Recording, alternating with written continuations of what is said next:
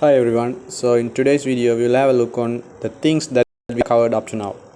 So that it would be like a recap or like a summary of what we have done. So if you mess up with something, or if you don't understand something, or if you feel I don't know this topic, then you have to go and watch that particular video in this series and come back. So earlier we start with void setup and void loop and how they works. Okay, so I gave you real life examples as well and also coding based example as well. So then after that we studied about serial printing. So I tell you those keywords, serial begin and serial print, and also I told you that which part of that should be inside setup and which part of that should be inside loop. So then after that what I did was data types and variables. So we learned about that actually, and we also learned how to name the variables, how to assign values. What is that coming here?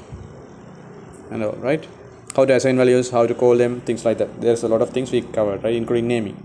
Then we moved to integer data type and we did some example. Then character, the small char, and then string, and after that we went to boolean also. Then from boolean, then after that we learned about the digital. Before that we learned about output, input, and why we have to mention that in the Arduino coding, things like that. Okay, then we also learned about digital and analog, and also we learned about digital input, digital output, analog input, analog output, and all those stuffs. Then after that we moved to blink example.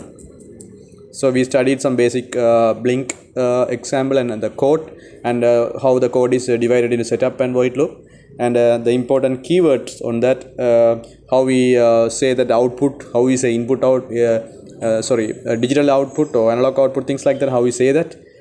We saw that, right, how we say digital output, and we studied about the keywords like pin mode, digital write, things like that, and also delay. So you knew three main keywords after blink, as I said now.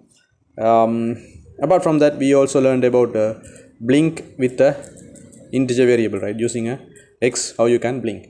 So up to this 10 topics we have covered up to now. If you have any issues, just go back, watch the videos and clear that up, so that you can proceed with the course further. So if you have any issues in any of the mentioned topics, and then you will have trouble in following the course, right? So just go watch and have a look and come back, so that you can follow the course with more efficiency. Okay, so bye, have a great day ahead.